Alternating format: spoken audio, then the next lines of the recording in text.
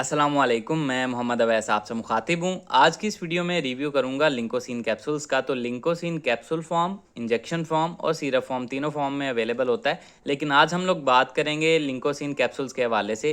इसके फ़वाइद क्या होते हैं, इसके नुकसानात क्या हो सकते हैं, तरीका इस्तेमाल क्या है, किन किन तकालीफ में इसको यूज़ किया जाता है और किन अफराद को इसका इस्तेमाल नहीं करना चाहिए, ये सारी डिटेल इंशाल्लाह इस वीडियो में हम जानेंगे। लेकिन उससे पहले आपसे गुजारिश है, अगर आप चैनल पर नए हैं वीडियो को लाइक कीजिएगा और चैनल को भी सब्सक्राइब कर लें।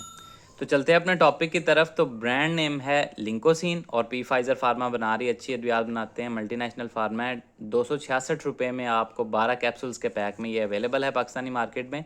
अब इसमें जो दवा शामिल है वो है lincomycin hydrochloride monohydrate 500 mg। Lincomycin basically एक एंटीबायोटिक दवा है और ये ग्राम पॉजिटिव बैक्टीरियाज पे असरअंदाज होती है।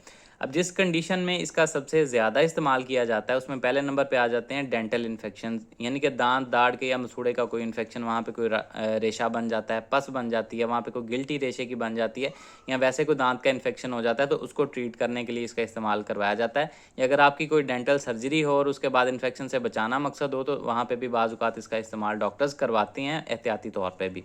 इसके अलावा इसका इस्तेमाल रेस्पिरेटरी ट्रैक्ट इन्फेक्शन, यानी कि निज़ाम तनफ़्फ़ुस, हमारा जो सांस लेने का जो निज़ाम है जिसमें आपकी सांस की नालियाँ फेफड़े वगैरह शामिल हैं, अगर आपको नमूनिया हो जाता है जिसकी वजह से आपके फेफड़े मुतासर होते हैं, या ब्रोंकाइटिस जिसकी वजह से आपकी सांस की नालियाँ मुतासर होती हैं, वहाँ पे भी डॉक्टर्स इसका इस्तेमाल करवा सकते हैं।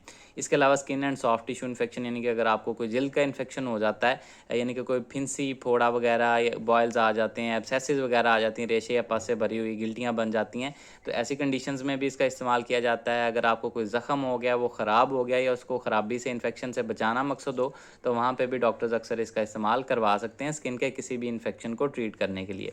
इसके अलावा बोन एंड जॉइंट इन्फेक्शन, यानी कि अगर आपको हड्डी का या जोड़ में कहीं पे कोई इन्फेक्शन हो जाता है तो उसको ट्रीट करने के लिए भी डॉक्टर्स इसका इस्तेमाल करवाते हैं।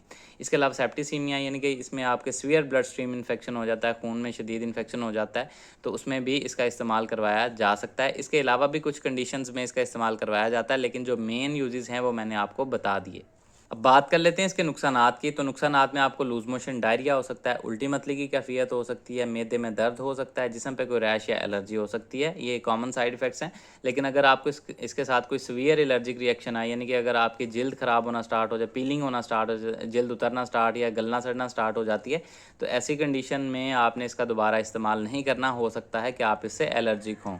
अब बात कर लेते हैं इसके तरीका इस्तेमाल या डोजेज के बारे में, लेकिन उससे पहले 12 साल से कम उम्र बच्चे, जिगर के मरीज़ और गुर्दों के मरीज़ बगैर डॉक्टर के मशवरे के कभी भी इसका इस्तेमाल नहीं करेंगे। इसके अलावा हामला ख़वातीन और दूध पिलाने वाली माएँ भी बगैर डॉक्टर के मशवरे के इसका इस्तेमाल ना करें। डोजेज का तयन आपके डॉक्टर्स ने करना होता है, चूँकि ये एंटीबायोटिक है तो डिपेंड करता है आपकी कंडीशन क्या है, आपकी एज क्या है, आपकी बॉडी वेट क्या है और किस इन्फेक्शन को ट्रीट करने के लिए इसका इस्तेमाल किया जा सकता है। मुख्तलिफ इन्फेक्शंस में इसकी डोजेज भी मुख्तलिफ हो सकती है और इसका खाने का दौरानिया भी डिफरेंट हो सकता है आपकी कंडीशन के हिसाब से। इसलिए खुद से एंटीबायोटिक्स का इस्तेमाल आपने कभी भी नहीं करना होता, क्योंकि एक आम बंदे को नहीं पता कि मैंने इस इन्फेक्शन के लिए इतनी दवा इस एज में कितनी डोज लेनी है और कितना अरसा लेनी है। तो इस वजह से बाज़ औक़ात इसके गलत इस्तेमाल के साथ एक तो ड्रग रेजिस्टेंस पैदा होती है, दूसरा ट्रीटमेंट करने में आइंदा मुश्किलात का सामना होता है। तो इसलिए बगैर डॉक्टर के मशवरे के कभी भी आप इसका इस्तेमाल ना करें। खाने से पहले या बाद में भी इसका इस्तेमाल किया जा सकता है। तो ये सारी डिटेल थी जी लिंकोमाइसिन कैप्सूल से रिलेटेड। उम्मीद है आप लोगों को पसंद आई होगी। इससे रिलेटेड कोई सवाल है कमेंट सेक्शन में आप मुझसे पूछ सकते हैं। अपना ख्याल रखिएगा। अल्लाह हाफिज़।